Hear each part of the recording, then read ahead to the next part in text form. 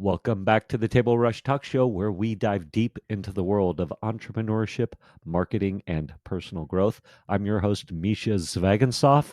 Today, we're joined by Nic Redman, a leading voice coach, author of On the Mic, and expert in vocal health and performance. Nic has spent over 15 years teaching entrepreneurs, podcasters, and speakers how to master their voice for more clarity, confidence, and impact. If you've ever wondered how to make your voice a more powerful tool, this episode is for you.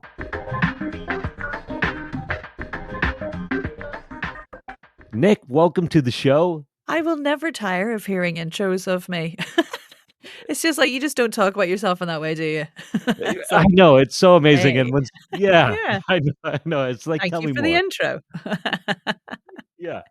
Give me more. Yeah. No, it was great. Yeah. I created a little chat GPT. What do you call it? A GPT? Yeah.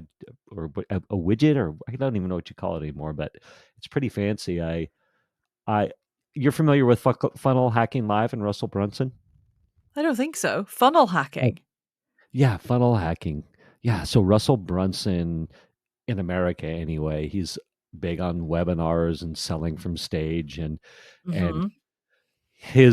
he has software called ClickFunnels that you create a landing page, and then people go to your landing page and there's upsells and downsells and blah blah blah blah blah. And so when you are modeling other people's funnels or sales pages, things like that, you call it funnel hacking. Okay. Ah. Yeah. And he's probably the best. He's very gifted at what he does. And, it's ridiculous. But anyway, he does an event every year called Funnel Hacking Live. Funnel Hacking Live, as we record this, is next week in Las Vegas. It's Funnel Hacking Live 10. But there will literally be 5,000 people there, internet marketers, funnel hackers of all sorts. It is a ridiculous event. Tony Robbins is the headline speaker on the last day. 5-day event, 4-day event, speakers of all sorts. It's a ton of fun, especially if Wow. you that kind of event. Yeah. Anyway, he's got this guy. You'll see the point of this, and this is about you. I'm with you. Yeah. Yeah. Okay. Good. Tony Robbins, funnel hacking. Yeah. So Devin White, I believe his name is, or Devon. Devin introduces everybody, right? He gets the crowd all frothy and does all this, and his intros are incredible. So this one year at Funnel Hacking Live, I corralled him at the end. I said, Devin, how are your intros so good? And he goes, I know, such a great question, right? Because when people give you their intros, they're usually like 3 pages long, right? Have you ever interviewed anybody? No, but I know that from writing my own bio. I'm like, well, which bits do they need? I don't really know. So now I have Right. like short version, long version. Long version. Exactly. Super short version. I've Yeah. got like a 1 sentence. She's dead good. Next. Yeah. Nic, she's dead good. Welcome to the show. Welcome to the show. So anyway, he said, I had just done this summit as well, an online virtual summit, and I'd had 20 speakers, and I got their intros. First, this is about 4 or 5 years ago. It's called the Tools for a Good Life Summit. But anyway, all these speakers would send me these intros, and I'd read their intro before I interviewed them for the summit, right? And they would be like 5-7 minute intros, and I didn't know any better at the time. And so I was like, this is insane. And people's eyes would roll back in their head and everything, right? And so I'm like, Devin, how do you do this? And he goes, well, I take whatever they give me and I pull out 1 or 2 things that I know will serve the audience. Right? And I was like, oh my gosh, that's super simple. And he says, yep, just take whatever they give you, pick 1 or 2 things and shorten it up. And how will it serve the audience? And so I made a little chat GPT of that. So now I just take your website.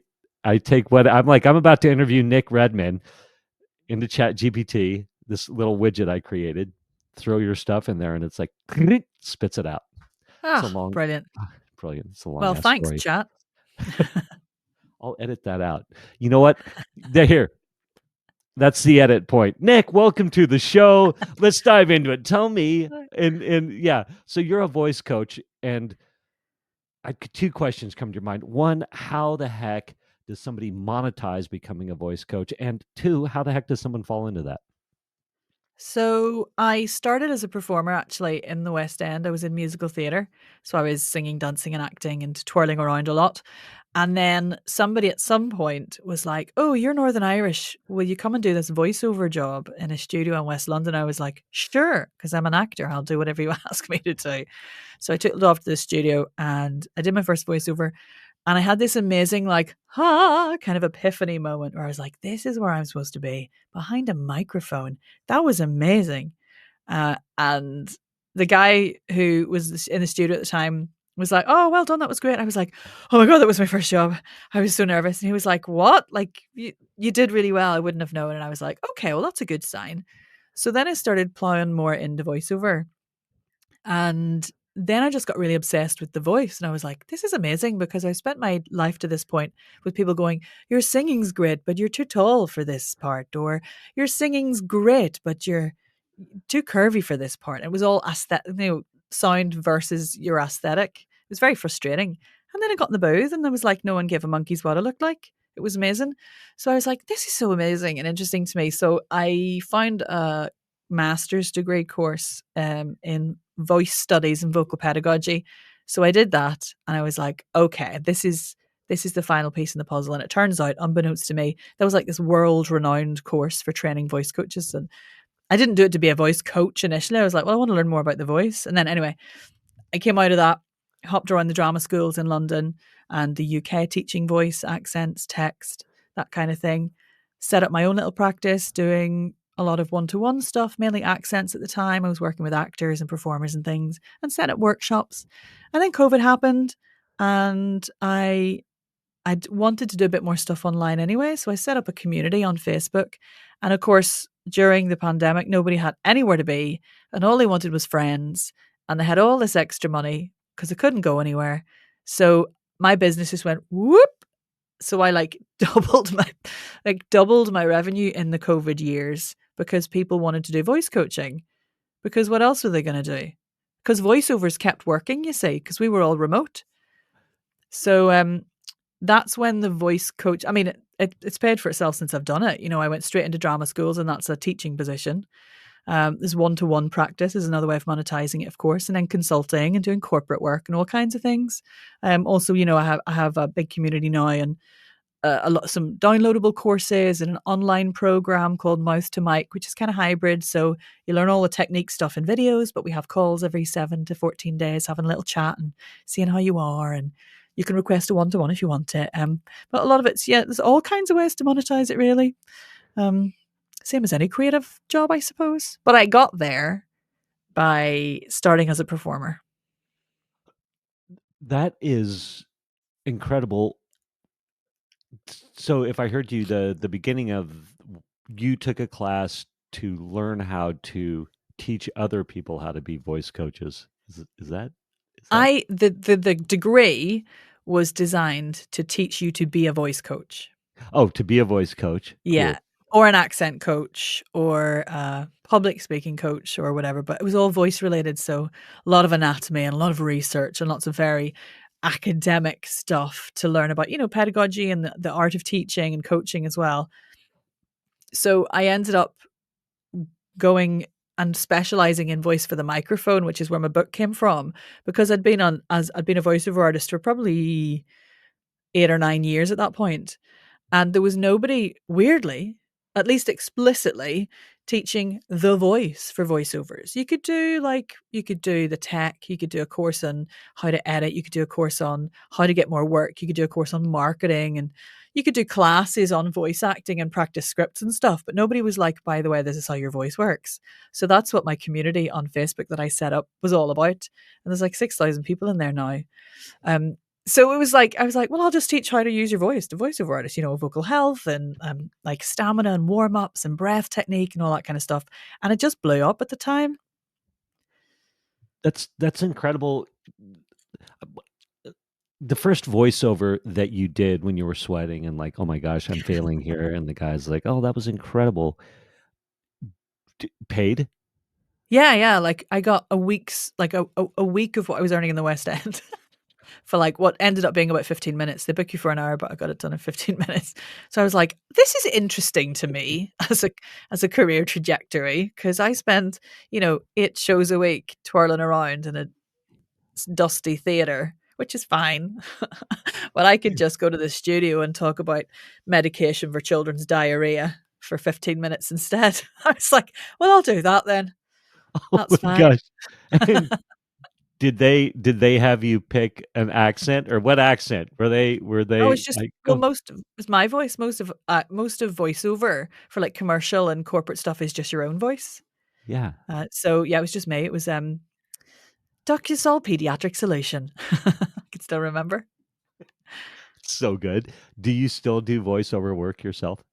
Yeah, yeah, I Yeah. do. Not as much anymore because I don't chase it as much. I just do the stuff from my regular clients because I'm Yeah. busy coaching. Yeah. Yeah. Who are you coaching mostly these days? So more these days, podcasters. So voice for podcasting and people public speaking, pitching, presenting, and more corporate work now. So corporate work started to drop in, and that's either helping people with corporate podcast hosting. So if they're like, "Hey, Susan from accounts, we want you to do the podcast," and she's like, "Ah." I come in and I help them find their podcast voice, which I love. I really, really love, and sort of it's voice directing almost as well. And then like voice for presenting skills and pitching and all that kind of stuff. So give me a before and after. I'm betting that. Well, let's go. Let's talk about the corporate customer for a minute, where Okay. they're like, "Hey, Susan at accounting, we're starting a podcast." Does Yeah. she freak out and go, "I sound like crap," or do they? How do they? How does Susan get to you? Does that make sense? Usually, yeah, yeah, yeah. I mean, often it's different. So sometimes the employee will find me because they're freaking out because they need help, and then they will champion me to the person involved with the project and bring me in. Sometimes it's the person involved in the project who wants this new person who they think has potential to host the podcast, but they feel they need a little help with confidence, and then they'll bring me in. So it's different, to be honest. Excuse me. Interesting. So let's talk about confidence. The initially I'm like, oh yeah, voice coach. Do your warm ups, da da da, project more. But now that you said confidence, it's like, duh. Confidence is what, 90% of it, or Yeah, I think I struggle. Well, I have a weird relationship with the word confidence because marketing wise, it reads for people. Vocal confidence. Yeah, I get it. I want to feel more confident. Like I get stage fright. I get nervous before I speak publicly, so I need to feel more confident. But from a coaching perspective, I prefer the words competent and comfortable. So I want people to feel like they can do the job and they feel happy doing the job, settled doing the job of speaking for whatever reason it is. So once you feel competent, like you can do what you're supposed to do, and once you feel comfortable in yourself and with your voice and with your words, then you at least appear confident, even if you don't feel it. It's like appearing confident and being confident are two very different things from a speaking perspective. And I actually don't think being confident and power posing your way through is the right thing for every speaker. I say, oh well, just make yourself really big, and then you'll trick your brain into thinking that you're amazing, and then you'll go on stage and you'll smash it. That's like I think I'm an extroverted introvert, right? Like I love being out and talking to people, but also I would much rather be at home on the sofa under the quilt with some Doritos. And I feel like for some people, I've met people and I've like doing this, they'll do it, but they feel really horrific, and actually it's really exposing and traumatic for them. So, it's about feeling okay doing the job that you have to do. For some people, that's what they want. I love that perspective. And I know authentic is a word that's bandied about today, seems more than ever. Like, we'll all be successful online as long as we're authentic. It's, Yeah, it's especially with starting to AI. annoy me. Starting to Yeah, annoy me. It's yeah, me becoming a too. buzzword, isn't it? Yeah. It's just Because so also it's perceptive, isn't it? So somebody might watch me and think I am really fake or not get my personality at all. Some people might watch me and go, she's so down to earth and like, God, I can really get her. Like we are all different, and what's authentic to one is not authentic to somebody else. It's the same with voice, you know, like an authentic sounding voice to one person is not to the other. There are people out there who I can't listen to because I think, God, they're really smug and like self-aware and up their own, you know, areas. yes. Can I swear on this podcast? I don't You know. you can, you can. Usually we're not, but feel Arse. free. Oh, yeah. Yeah. Irish swearing's okay, right? Yeah. Um, The so best. when other people will go, really, I think she's amazing, you know, or I think he's incredible. And I'm like, well, I don't get it. And that's because we have baggage, right? We all have like human connection baggage. So it's the same with voice. Someone will come to me and say, I hate my voice. And we'll be like, okay, there are sciencey reasons why, acoustic reasons why, but also let's talk about your relationship with your voice, your history with your voice. Um, and I'll teach them how to learn to love or at least tolerate the voice that they have. I will listen to one person, and I love all voices, okay? That's my job. There are still some sorts of sounds that trigger me, mainly my husband eating a yogurt. But, you know, there are certain voices that remind you of things, right? So I might hear somebody and it reminds me of a teacher that like made my life a living nightmare in primary school. Or I might hear a voice that reminds me of like a guy I used to have a crush on, and that'll make me feel a different way. You know what I mean? And that's all perceptive as well. So we receive voices and we receive humans and personalities in completely different ways. So who am I to say what is authentic or not? Like, and getting someone to be authentic is really fake. Like in a way, you need to be more authentic. Okay, great. How? Like, what does that mean? So from a voice perspective, particularly for like public speaking and pitching and stuff, I focus a lot more on like, how do you want the audience to feel? Who are you talking to? What are you talking about? Why are you talking to them? Like, why are we here? And I think it's more about purpose. And then through finding that purpose, you can find whatever real is and authentic is for you. Because also, let's be honest, for most people, I think I'm an anomaly, and you probably too, at this sense, because you're so comfortable on the microphone and maybe speaking in public. But for most people, talking in public will never feel authentic because it is not real or natural, no matter how much they do it. I work with an amazing as an associate coach for an amazing lady called the presenter coach. She's called Kate Cocker. And she talks about this idea of being yourself plus 10% when you're on the mic or performing, because you are, you know, like this is not the same. This is not the version of me mostly that will go home to my husband and be like, come here, would you make me a brew? Like, he'll be like, why are you doing that with your face or whatever, you know? So like, authentic is like context and like experience and circumstance and purpose and all these things. And I just think people are like, oh yeah, authentic, that's what we need. Maybe you don't. Maybe you Yeah. need someone to be brilliant at selling, or brilliant at making people want to cry, or brilliant at whatever storytelling version it is. Like, I don't know. Maybe I'm just trying to be like shock jockey. Like, oh, she's the one who doesn't believe in authentic. Wow. Like, Yeah. but I don't think I'm the only person who feels this. So, Yeah. What a take. wow. Oh my God. Mic drop. um, Authenticity doesn't exist. What? what? Yeah. Oh my gosh. That's so good. I love the perspective of how do you want the audience to feel? What's your purpose? What are you trying to achieve? And then working from that. I think Mm. that's a great that's a great way to. I don't know what I'm trying to say here, but I Well, feel like go ahead. no, it really, for me, it really serves the voice. So a lot of the time when I'm working with non-performers, normos, who are like, have normal jobs, which is most people now, you know, it's people who want to do a podcast because they're starting a new business, or Susan from accounts who's been asked to do the podcast, or somebody's got to pitch or whatever. Um, they find it really hard to understand how to naturally, with flow, you know, emphasize the right words or structure the sentences in a way that makes sense, or find expression. You know, some people, when they talk, when they're nervous, like they just go really monotone, or some people go really high, or some people get the kind of like flippy sound. And what you often get is people going, oh, well, just emphasize this word and then that word, or go high on this word and down on this word. And I think for me, thinking about why and how you want the audience to feel and who they are is a way of informing all of the creative decisions that you make, so that you're not just going, well, once upon a time, I went to the shop. You're going, once upon a time, I went to the shop. And you can, thank you, that was acting by me. You can like, you can, it just helps you make all the interesting, expressive, creative decisions in a more authentic, Authentic way. authentic way, How about natural way, right? It's like natural, easy way. yeah, you just embody the persona, or you really take on internalize how you want the audience to feel, and then you're naturally going to Yeah.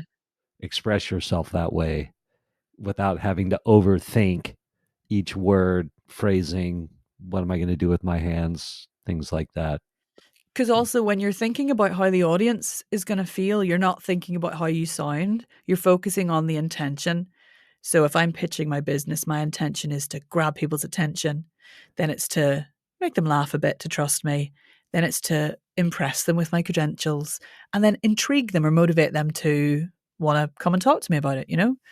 Um, and then I'm going, okay, I need to be intriguing at this point. Um, I'm not going, I need to make my voice sound really expressive, or I need to smile here to make myself sound happy. Like, everything's just a much more real decision. I think there's an amazing woman in LA, I don't know why it came out like that, called Samara Bay. And she has this book called Permission to Speak. And I'm pretty sure, I'm sorry if she ever hears this, she's incredible. And I may be paraphrasing, but I'm sure she talks about authenticity being talking about the things you care about as if you care about them, which I quite like, because that's basically it, isn't it? Yeah. It's Great book, by the way. and what is it again? Say it It's again. called Permission to Speak. Permission. Changing the sound. She's all about changing what power sounds like. So it's an incredible book. She's a great woman. I love that. I'm just taking a note. People showing up on a podcast, professionals even. I want to talk about this, but we're not going to talk about it at this second because I want to refer to something else. But I'm just taking notes. So people It's fine. are getting the live action feel, real time. So people showing up on a podcast unprepared. And when I say prepared, like I interview CEOs, CTOs, small business owners, all these people that are supposedly, you know, that are successful, and they're coming on my show to talk about what they do and help and serve. And then they're using their their Apple earbud, and people just literally sound like crap. And so you get on, I'm like, oh my God, you sound good. Your mic sounds good. Mm, Spatially, it sounds good. It's incredible. So I want to touch on that in a minute. But before sure. that, what's that called? Future pacing? No, I'm not sure what that's called, but we're planting a seed or something. Foreshadowing. There we go. Foreshadowing. There we go. Uh, there's a great woman. Her name is her program's called Charisma Hacking. It's not Catherine Jones. What's her name? Oh my gosh, I can't remember her name now. Oh, I'm writing it McCall down. Jones. Yeah, McCall Jones, Charisma Hacking. And Ooh. she says it's along the lines with that, be 10% more when you show up on stage or you show up on a microphone or things like that. I just naturally do it. I don't know what it is. I get excited. I love it. It's all that. So I just kind of naturally get to that seven state. But if I'm not, she has this technique and she says, hey, find that 7 level story in your life. Like, let's say you have life experiences on a 1 to 10 and 7. And so you want the 7 level excitement, right? Versus like the 10 level excitement. Mhm. Because if you show up at a 10 all the time, people are going to be like, you're just freaking over the top. It's way too much, right? And she says, so find those stories that are a 7 level in your life. So, for example, maybe when I had my boys, you know, the greatest day of my life, or I asked my ex-wife to marry me. Those are like 10 level experiences. Or maybe when I was yelling at her during the divorce. Sorry. That was a long time ago. You all right, love? Yes, we have nothing but love for each other now. Dawn, if you're listening to this, I love you and you're a great mother. Big up, Um, Dawn. yeah. Excuse me.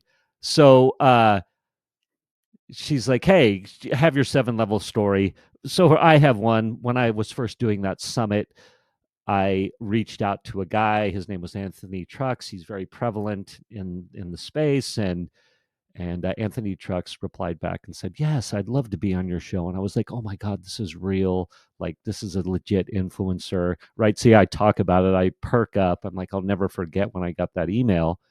And she's like, "Tell yourself that story vocally before you jump on stage or before you get on your podcast." And then she also says, and I want you to speak to all this. She's Mhm. like, "We're not trying to be who we're not. We're just trying to have our authentic selves just level up just a little bit. So if you're a complete introvert that's a 2 and you like to wear hoodies and hide behind sunglasses, great. Show up with your hoodie on behind your sunglasses, but just tell yourself that story and you'll perk up a little or maybe be darker a little. I don't know. Does that make sense?" Yeah, it does. Kate, the presenter coach who I coach for, she has a great analogy, I think, where she would say, you know, the version of yourself that you are if your friend is introducing you to one of their other friends from a different group, and you want their other friend to think that you're a cool friend. Do you know what I mean? So, Yeah. like, I have a friend, and we come from very different backgrounds. She's a very posh in a lovely way. And she has a lot of lacrosse playing, very posh friends. And I'm the Irish Egypt. Like, and I love that. That's fine. That's who I am. But I do sometimes feel like I am more of an Irish Egypt when I'm around her and her like lacrosse playing posh friends, because they're like, who's this? You know, this dandy little thing. You know what I mean? And it is that version of like, okay, well, I need to be the best version of myself so that her friend thinks I'm a good friend and like I can become part of the wider group of friends. Like if you've ever been on a stag do, you know, when you meet a stag's other friend or a hen do or whatever, Yeah. which I think is a really nice real world way of kind of explaining it. And I know what you mean with that whole like stories situation. Again, that's about you making yourself feel a different way, isn't it? And I think it's really interesting because a lot of the time, well, one of the things is it's hard going into interactions trying to make people feel a certain way about you. And I sometimes question whether you should or shouldn't do that. Like you can only Mm, go in as yourself, and whether bringing yourself up to a certain level or this extra 10% is a conscious thing or not is a personal decision, I suppose. Because ultimately, just like voice, I could show it with my level 7 story, and the person listening will still be like, "She's way too much," because they're a 2. So yeah. Oh, it's still totally. quite context dependent, isn't it? It is. I You know? absolutely, yeah, I absolutely believe it. I think really what I love about the idea of the 7 level is you're just trying to amplify yourself more or put that energy out more to your people. So it's not like you're Yeah. trying to sh- get the this group over here to like you all of a sudden. It's more of just no, I'm like you just said, creating some polarity so the people that dislike me can really dislike me, and Yeah. the people that Attraction marketing. yeah, that do like me can really Do you like know me. what it is? I think the older I get, the less I care what people think about me. Yes, I am You so know, with 20 you. years ago, I'd have been like, "Oh my god, I want them to think I'm really, like, nice and funny, and I want them to think I dress well," and now I'm like, "This is me. I'm exhausted. If if we're meant to vibe, we will vibe, We will and that vibe. will be fine, but I'm not gonna try and be anything other than whatever this hot mess is." I, Like, you take me as you find me, you know what I mean? oh, oh my gosh, too. I no, I love that. I really, if I'm in a funk or in a bad headspace, and I'm like, man, I'm really I want to show up and be engaged for Nick, right? I want to be a good host. I really want to be engaged. But let's say my brain is off in la la land and I'm like, Yeah. man, I need to get present, right? So it's like, all right, let's maybe tell this story to myself to remind me of like, oh yeah, life is good, that things can be fun, or whatever that thing is for me. But then also I'll do a little prayer of hey God, universe, whatever, how can I be of service? What can I bring to the table? And try and just kind of get my mindset in line. I'm normally just in that space anyway, but it's like sometimes you can fight with the kids and be like, if I show up with this edge, I don't know if it's good for everybody. You know what I mean? Yeah, but that's a really generous thing. Like that's you knowing that you have a job to do and someone to connect with, and you have to make whoever's showing in to this room feel comfortable to talk to you. So you asking God or the universe or whoever to like help you understand what your purpose is and why you're here is a really generous thing as a host and a generous thing as a marketer, I suppose. If you're thinking about who you're trying to help and who you're trying to reach, like, of course, we want to make the person in the other space feel comfortable Yeah. because that's going to be nice for everybody. Yeah. I'm also very clear too that sometimes the universe wants me to implode. And so other people go, Yeah. it's okay if you implode, right? If you don't make sense, if you ramble on, if you But you get like, make the I don't know if episode all about me instead of you, go but ahead. yeah, exactly. But I don't know if you get this as I only can speak from my female experience of this, but there are people I meet in life, um, females who I meet in life who, within the first 5 minutes we've shared our horrific giving birth story. You know what I mean? Like there are people that your energy's just synergy, and you're sharing stitches and recovery times and whatever. And then there are other people who you stick to you know the general chat, and that's just the way it is, isn't it? But I think on a professional level, we do have, I suppose, a responsibility. I know I joke about not really caring what anyone thinks about me, but like obviously, whoever shows up in a consultation chat with me or a workshop with me, part of my job as a teacher and a coach or a consultant is to make sure that they feel comfortable enough to be themselves in the room so that we can get the work done. So I think, there's probably a bit of but personal versus professional persona, that's a lot of P's, situation going on here. Do you know what I mean? Yeah, yeah. No, I do. I do. I love that. Quick I want to talk about just being prepared with the proper equipment so you sound good when you show up, because I Mhm. think that would serve anybody listening, watching right now. By the way, anybody listening, watching right now, and you're like, oh my gosh, Nick's amazing. You can go to NICOLAREDMAN.com, NicolaRedman.com, and you can see all Nick's amazing stuff. You can get her book. Where is it? It's the On the Mic, the ultimate book for voiceover artists, podcasters, speakers, and presenters. Blah, Master your blah. voice. Yeah, there you go. Yes, there it is in real time. I love it. Master your vocal technique, routine, and warm up so you can speak and record with creativity, confidence, and connection. I love that because ultimately, that's even if we're massive introverts and grumpy, we're still trying to connect with the grumpy introverts, right? It's Yeah, that, yeah. gotta find your Um, people. yeah, find your people.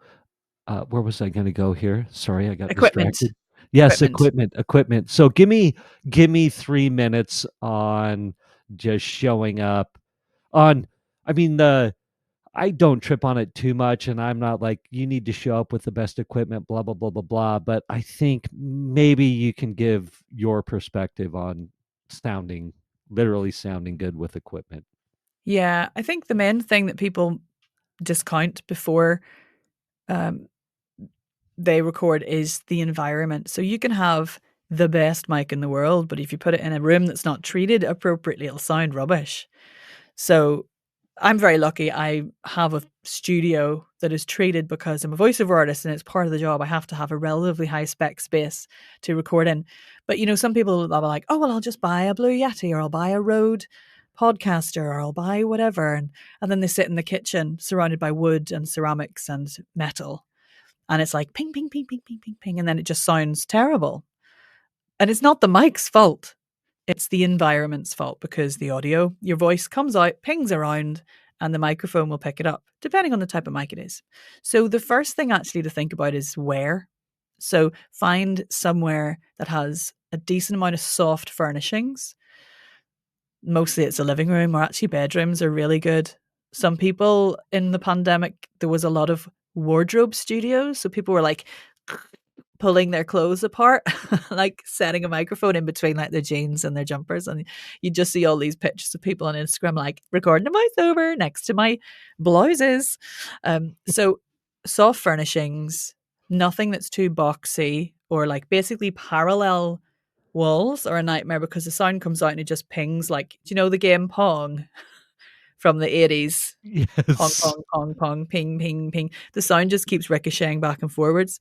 So if you happen to have a room with uneven walls, that's very easy in the UK because the houses are really old. Our house was like 200 years old. Nothing is even.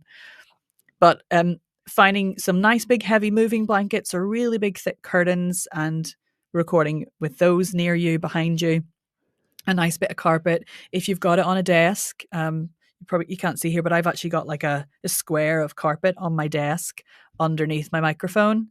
It's like a really nice carpet I got in Tunisia when I was traveling. I said traveling, it was an all inclusive with my parents, but you know what I mean. I You were traveled getting to the all you were inclusive back. bar. I was finding myself on a 2-week package holiday. That is so good. Oh my Found god. myself some shisha and didn't cost me a penny. Uh, anyway, so I've got like, because then it protects any kind of bouncing of sound off the. I've actually got. Well, shall I try and show you? It's going to make a difference. But I've got carpet here, and then on this side, there's some acoustic tiles, Yeah. just to stop the reflection from the wood in the area. Yeah. Um, so think about the environment before you think about anything else, because there's no point whacking a load of change on a microphone if you're going to do it in the bathroom Yeah. or the kitchen or the hall. Yeah. Um, And then for me, from a voice perspective, the little warm up really helps.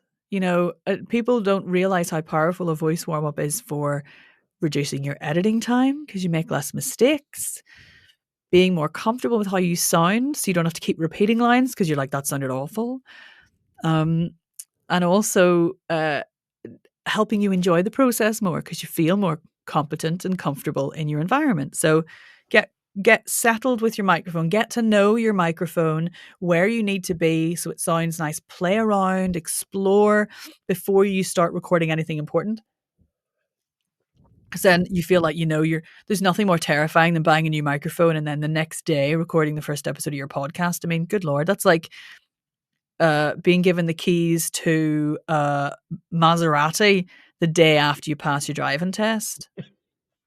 I mean, nothing good is happening there. Nothing good. Yeah. Um excuse me. When you jump on this podcast with me, and now we've been chatting for 38 minutes, uh are you just habitually already going, oh, this sounds good, this sounds bad, he should do this, he should do that, and positives and negatives that you see in the way I present myself, or what do you see? How's that? Well, I've been making a list. No, I'm joking. Step one.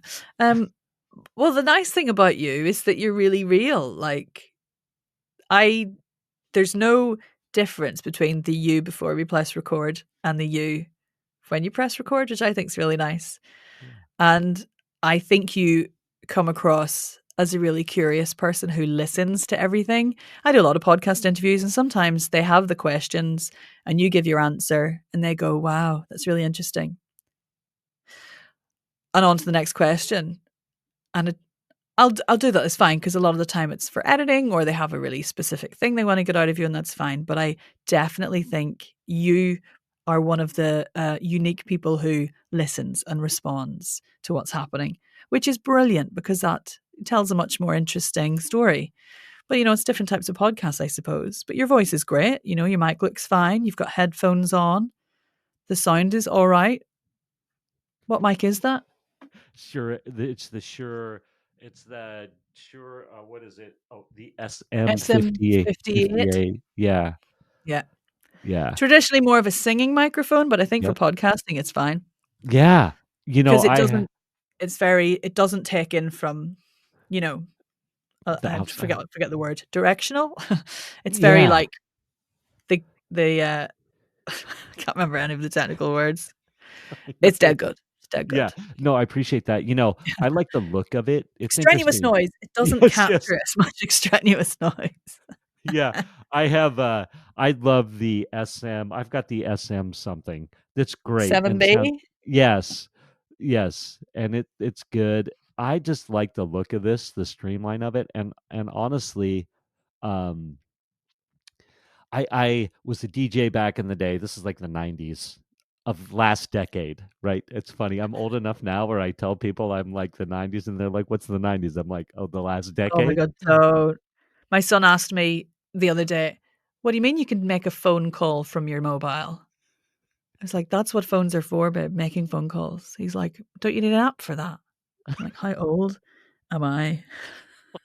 Anyway, sorry, that's Yeah, it's okay. a different Yeah. road to go down. Yeah.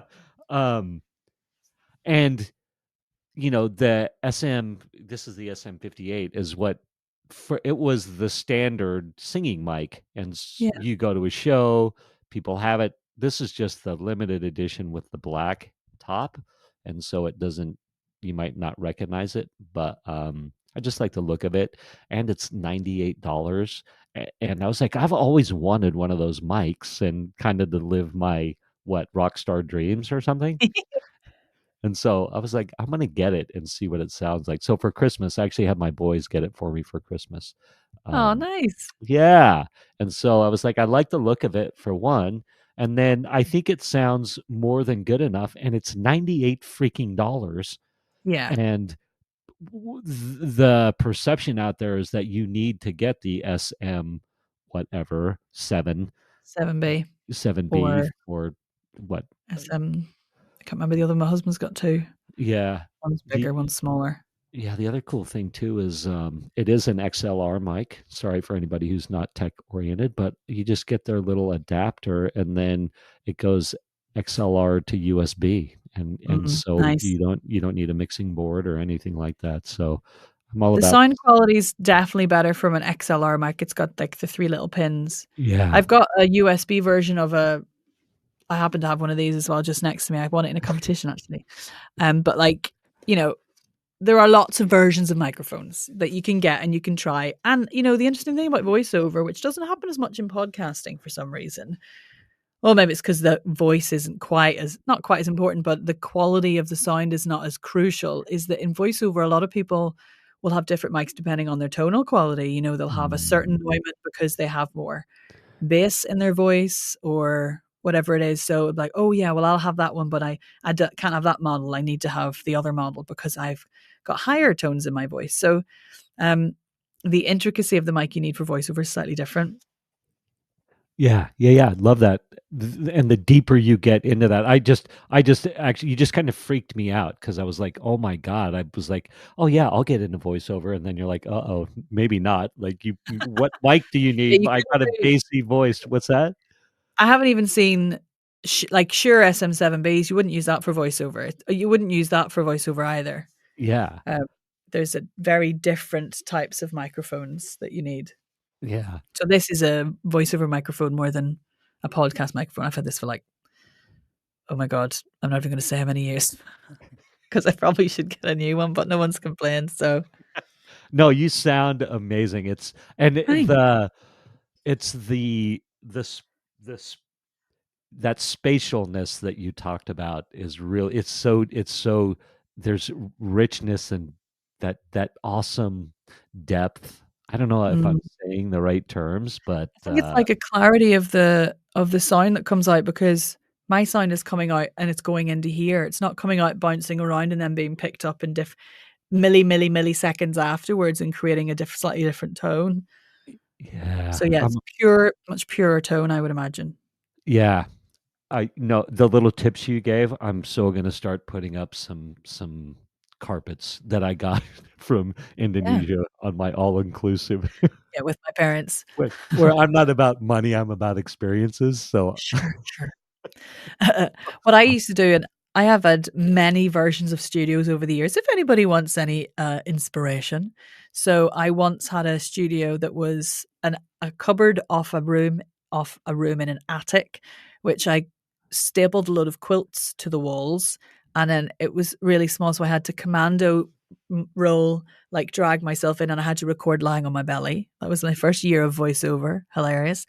Then I also had a studio in a massive oversized vintage suitcase that I padded out with acoustic tiles that I then opened and kind of sat in.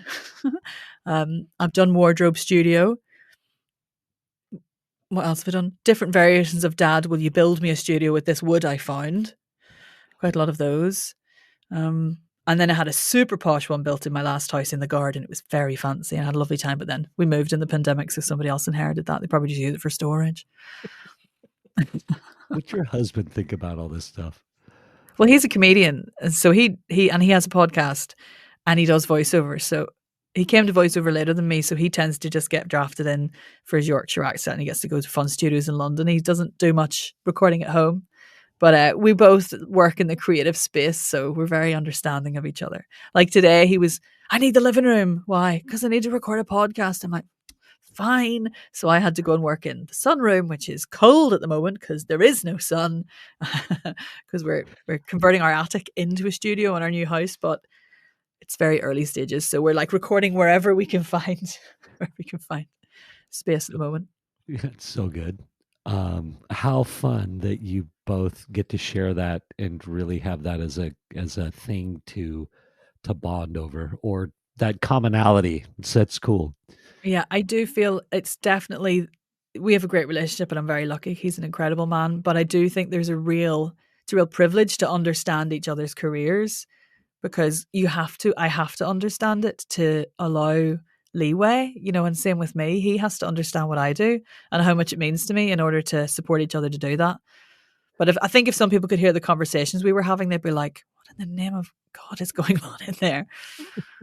I had to help him do a self-tape audition today, and I spent about 5 minutes, and I was going, why don't you just hiss off and let me go home, playing one character. And he was going, who the do you think you're talking to? Over and over and over again, trying to get into the role. And I was like, the neighbours probably thinking we're having the weirdest domestic ever. The same lines back and forth, just angrily, angrily, angrily. And then it was like, yeah, okay, let's go. Rolling. Right, they're thinking, move on, move on, move on. Oh my Yeah. gosh, that is It's so an good. interesting life. Interesting life. So I want you to teach to my people. So I have, not literally right now, but I have what's called my influence army, where I teach people how to guest speak on podcasts. So how to find podcasts, how to pitch them, how to get on them, what to say, when to say it, all this fun stuff. But so I teach new content once a month, and I'm like, I need Nic on there to teach my people like how to get your voice right. I'd love What to. amazing. So tell me what comes to your head and you're thinking, "Oh, this is what I teach on," or yeah. Yeah. So I think for guesting on a podcast, you'll know this, but a lot of it's preparedness. I think people just think, oh, well, I'll just go along and I'll just sit down and then I'll answer the questions. And I think unless you're very experienced, that's not the right approach if you want to capitalize on the opportunity. So I definitely teach some vocal exercises for preparing your voice, so that those first few questions where you're thinking, oh my God, what are they going to ask? Or you've prepped a question, but that because they've given you them in advance, but then they've changed it or they've asked another question or something. So I would definitely do some voice exercises. I would definitely do a piece around, why are you on that podcast? What is your call to action? And emotionally, how are you going to make the audience come with you so that they action that? So about the emotional connection and thinking about the content and that kind of thing. And I think there's a piece as well around some of those general things, like practicing questions. I nearly always get asked, how on earth did you end up becoming a voice coach? Or like, what's the best thing about, or what would you say to me about, or what advice would you like? There's always classic questions that come up, which I love answering, but I've done them a lot now, so it comes out in different ways, but like similar themes. So I think probably doing a bit of reflection on what if they've not given me the questions, what might they ask? Who's their audience? How can I connect with their audience? And there's definitely some emotional stuff you can do there with your voice, in terms of expression and delivery. Amazing. I love it. Would we be able to do we would have exercises, you could have a little template or two, things like Yeah. that. Amazing. Yeah, whatever So you need. fantastic. I don't do slides though. I can't be bothered with slides.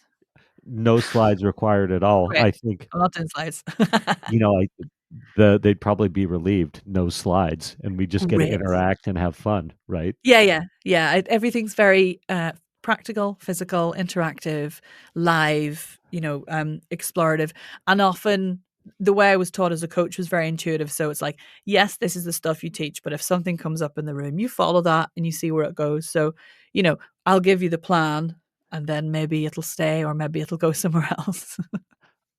Awesome. This will be amazing. So typically what I do, and you know what I've decided to do too, and this is actually happening real time. So I'm all about guest speaking on podcasts. And why are we guest speaking on podcasts? There's the obvious call to action where you're telling somebody to go buy my book, go get my book on the mic, right? Go to it's Nicola Redman. Yeah, over Yeah. here we put the emphasis on Nicola. Oh, Yeah, NicolaRedman.com. yeah, And then click on your book at the site. So, you've got the call to action, but there's so much more to that. And so I'm like real-time opportunities. I am building a community. A lot of the people that are in my community are trying to build their own communities to serve, right? To scale yeah, their message, to monetize all these things. You're doing the same thing.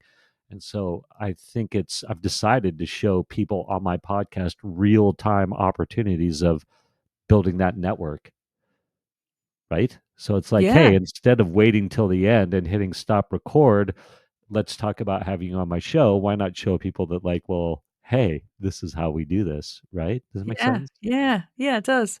Yeah, I Yes. love that. And I Yeah. think there's certainly, it could be, if a lot of your people are also creating communities, there could be some stuff in there about, you know, it's the same as if you're going live to your community, or you're doing an Instagram live, or you're creating content. There's some nice things you can do around voice for that as well. Amazing. So we could speak to that too. Yeah. Fortunately, the note taker will tell me that, because sometimes I can't take notes fast enough. I'm like, oh, this is going to be epic. We'll talk about the time after. We'll confirm a time when we hit stop on recording, because I don't want Bro. to hear people don't have to hear us sort out a time. They're like, Let me okay, just great. stare at my calendar for 5 minutes in Yeah. silence. Yeah. So, you've grown your business a bunch by speaking on podcasts, or you love speaking on podcasts. I think you said Yeah. you've been on 40 or 50 shows or something like that, or you. When I was launching my book, yeah, I think I managed to get myself about 40 interviews on various things. Yeah, and I think it's a simple but laborious process that I think sometimes people underestimate, and you'll know that. Like, I had to make sure that they were right podcast. I had to listen to an episode. I had to find my like, why should I be on it? What's different about me, and all that kind of stuff. But I love it. Like, it's fully my medium. Like, I am an Irish person who likes a wee natter, and I just love talking to people. So it works really well for me. And if I know I have something coming up, I'll seek out opportunities to guest more on podcasts for sure, Yeah. strategically. Yeah, it's good. One of the other awesome things about guest speaking on a podcast, again, is obviously the call to action, but it's the it's the opportunity to do email list shares. Or at last time we had spoken, I think we've spoken a couple times, definitely shared a Yeah. few emails. I guest spoke into the somebody's podcast group. What is it, like the Worcestershire podcast group or something like that? What Oh is it? yeah. Midlands. Midlands. Yes, the Yeah. Midlands podcast group. Is Rachel her name? Is it Rachel? There's Rachel and, oh my god, I can't remember. That's Yeah, terrible. I Edit know. that out. Yeah, And look, my yeah, phone's we'll edit that. broken, so there's nothing I can do. Look at my phone. It's totally Oh, just broken. oh I yeah. just I'm literally charging up my iPhone 6 like 10 years ago to see if it'll work. Sorry. behind the Oh scenes. my god, it's so funny. I save all my iPhones too. They're actually great for webcams and all that kind of Yeah, stuff. right. Yeah. I'm just trying to Uh, remember what my password was in 2004. oh my god, I know, Oh, right? look at it. Look at it. It's totally broken. Oh, it's back. No, it's broken Uh, again. so what is it? The screen just gone Sarah, white. Rachel and Sarah. Rachel and Sarah. Yeah. So I can't remember. I think. Oh yeah. I So I heard you. go ahead. I was going to come to that session because I was interested because I was like, oh, I've guested on loads of podcasts. I'd love to know if there's more to the, like what the next, like how, but I did it kind of randomly. Like, what's the strategy? I would love to put it in a kind of strategic order. And I wanted to come, and then I think life kicked off and I couldn't come in the end. But then we ended up having a chat. Yeah, Anyway. exactly. And so I cold pitched Rachel. I want to speak on your podcast. I can't remember what her podcast name is. Sorry, Rachel. It's like VA stuff, I think. Or no, she's a podcast producer now. That's what she does. Yes. Phew, all these stories, names. But I was like, hey, I want to speak on your podcast. She said no. And I was like, well, maybe there's another opportunity. She's like, yeah, why don't you speak to my group? And I was like, "Oh, amazing." And so that's another benefit by guest speaking on podcasts is there's it it's almost an excuse to make an introduction to see how we can work together, right? Yeah. It's like it's great if it's the podcast because I love being on podcasts and like you said, you know, just talking to people and stuff. But point is, I speak to her group, you miss it, but you send an email or a Facebook or I think you sent an email or something like Yeah. that. And then There you we go. start a dialogue. And then you're like, hey, I love your podcast guesting guide. I'd love to send it to my email list. And so we have that open loop. I don't know if you remember that, but I was Yeah, I do. wanting, yeah, cool. So let's do that. Are you still excited to send my podcast Yeah. guesting guide to your Yeah, list? definitely. I think that's really useful because a lot of the people in my community are small businesses or solopreneurs. So I think it would be really good. And I've got a couple of networking groups I can send it to as well, probably. Awesome. And so do you want me to strike up some copy and then say, "Hey, here's version 1," or what's Yeah, the that'd be best great. way for it? Yeah, I okay. suppose the best way, if you write what the ideal would be, and then I'll probably do like a Nick version Perfect. Cool, cool. and I stick love it it. in. Um, amazing. We're running out of time, and I know you've got a husband and kids, and so I want to be respectful of your time. I don't really care about your husband. No, I'm kidding. You're like, give me 5 more minutes. How old are your No, of kids? course, it's fine. Yeah. I have one, although he has the energy of a football team, and he is 8 and a half. Yeah. So yeah, it's a great age, but oh my god, he's getting bigger and I am not, and that's an interesting thing. Yeah. So I'm like, stop jumping at me like you're 3 years old.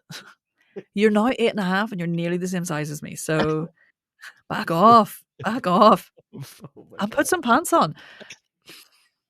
Oh Like my gosh. home from school, pants off straight away. Mom, can I have a snack? Why is your bum out? Why is your bum out? Oh my god, it's so good. So much fun. Mine are Uh, turning 22 and 24 this month.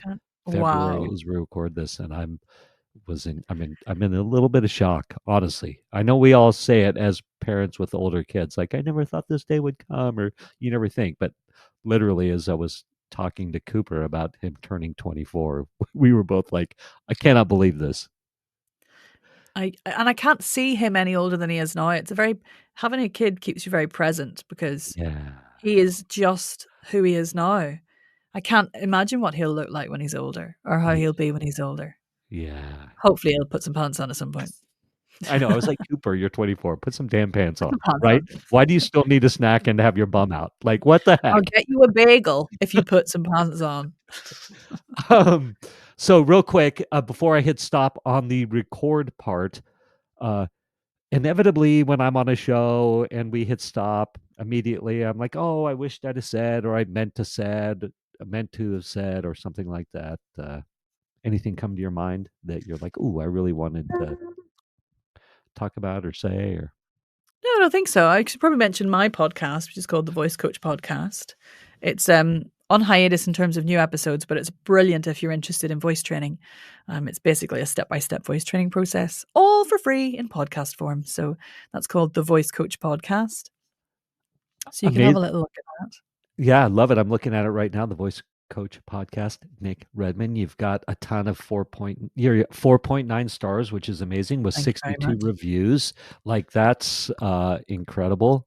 Well Thanks. done I think there. actually on Apple, there's like, when you look on Apple on the phone, it's like 100 odd, but when you look in Apple on the computer, it's like 60 something. So I don't know Yeah. why. You know, Just so they're all in there. So they're all in there. yeah, so just so you know, there's actually 100. Look on your phone. Oh, and I would say if you look at the reviews for my book on Amazon, it's like 4.7 or something, because some people really, really don't like the typeface, because I chose a typeface. I'm going to read you the disclaimer. I'll see if I can show you. This book interior has been printed in dyslexic font, designed to support neurodivergent readers and offer an inclusive reading experience.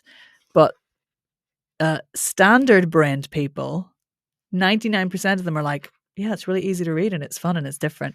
1% of people are like, this is awful, I hate it, why would you do this? And I'm like, welcome to what it's like to be dyslexic. I'm going to see if I can show you. Yes. Okay. So it's bottom heavy, but I think some people are like, why is she chosen a stupid comic font? So there are a couple of really angry reviews on there, which makes me laugh so much. They're like, I'm not even going to read it, I'm just going to send it back. I'm like, well, that's just silly. Like, that's just silly. No, you're like literally throwing the baby out with the bathwater. You're Yeah. like, You know what? You're not my people. So that's fine. oh my gosh. All right, really quick, really quick. I've started listening to a lot of books on Audible, and because I joined this men's book group. That's another thing as we start to get a little bit older as a man. It's like, no way I'm ever joining a book group. And I'm like, boy, I find it Oh, they very have fulfilling. snacks. Yeah, Yeah. exactly. Oh my gosh, the snacks are incredible. But they would say, oh yeah, I read the book, blah blah blah. And while I was driving in my car, and I'm like, no, you listened to your book. And so my brain is still grappling with I've read a book. No, really, I've listened to the book. Where do you fall? Is listening, reading, are they the same? No, no. I mean, people can do whichever way they prefer. I don't mind at all, but I'm a reader, because I can't listen to a book. I'd have to be sitting still, just listening to the book, because I would not be able to follow it if I was doing other things. And maybe that's just fiction, because I listen to podcasts when I'm doing chores and all sorts. But I don't really like listening to fiction. I like reading it, and I like hearing the voices in my head read the book. Whereas with podcasts, I nearly always exclusively listen to nonfiction. Yeah, And that's why I'm not really into audiobooks, which is hilarious, because I mean, I have to listen to some for research purposes, because I do have quite a few audiobook clients for voice, but it's not how I enjoy absorbing my literature. I like a book. amazing. Thank you for that. I'm going to hit stop and we will say goodbye offline and sort out the day Yeah. for you to teach to my group. Fab. Thank you for listening to this episode of the Table Rush Talk Show. For resources to help you sell your stuff, go to belove.media/resources. That's belove.media/resources. And be sure to subscribe, comment, 5-star, and share. Thank you again for listening.